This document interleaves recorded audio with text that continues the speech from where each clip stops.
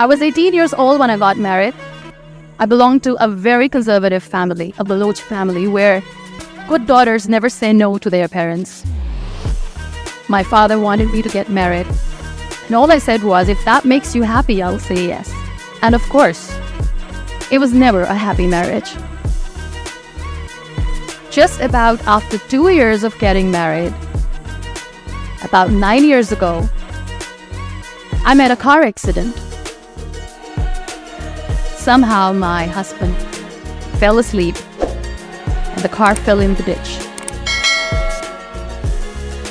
He managed to jump out, saved himself. I'm happy for him. But I stayed inside the car and I sustained a lot of injuries. The list is a bit long. Radius ulna of my right arm were fractured. The wrist was fractured. Shoulder bone and collarbone were fractured. My whole rib cage got fractured.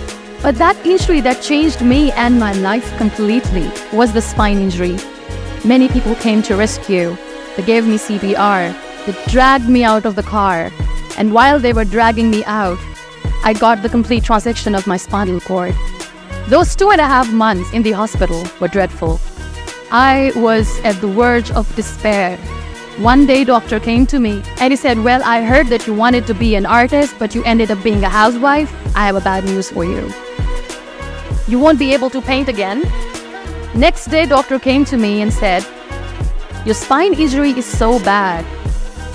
You won't be able to walk again. I took a deep breath and I said, it's all right.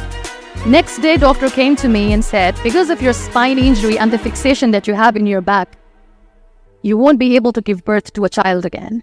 That day, I was devastated. I started to question my existence. Why am I even alive?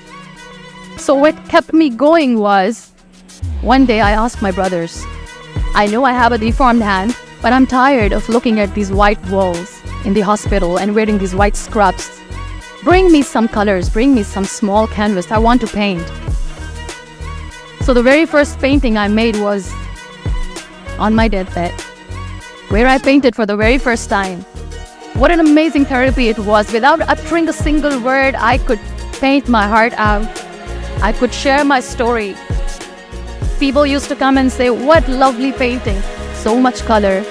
Nobody could see the grief in it. Only I could.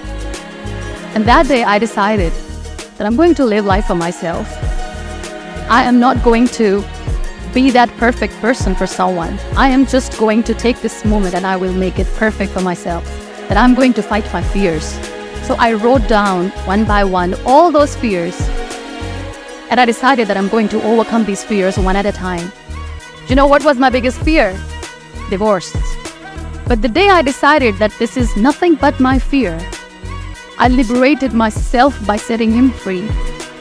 And I made myself emotionally so strong that the day I got the news that he's getting married, I sent him a text that I'm so happy for you and I wish you all the best. And he knows that I pray for him today. Number 2 was, I won't be able to be a mother again. And that was quite devastating for me. But then I realized there are so many children in the world, all they want is acceptance. So there is no point of crying, just go and adopt one. And that's what I did.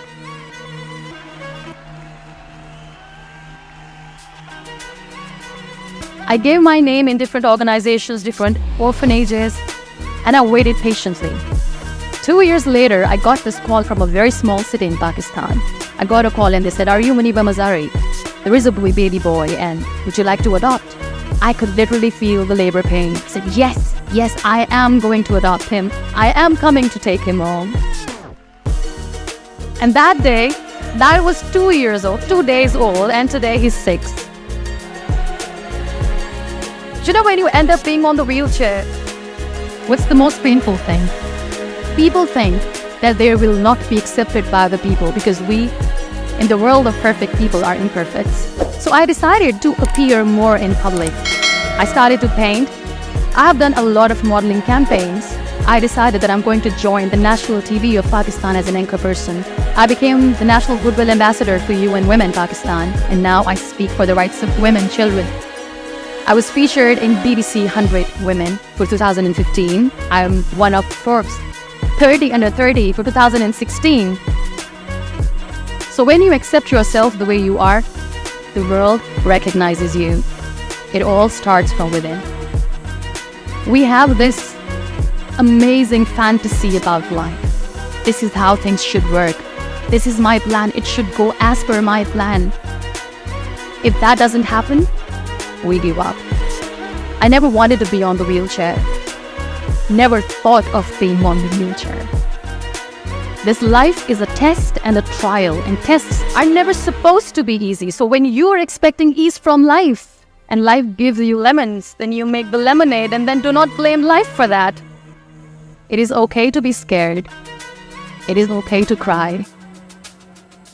Everything is okay, but giving up should not be an option. They always say that failure is not an option. Failure should be an option, because when you fail, you get up, and then you fail, and then you get up, and that keeps you going. Embrace each and every breath that you are taking. Celebrate your life. Live it. Don't die before your death. Real happiness lies in gratitude. So be grateful, be alive, and live every moment.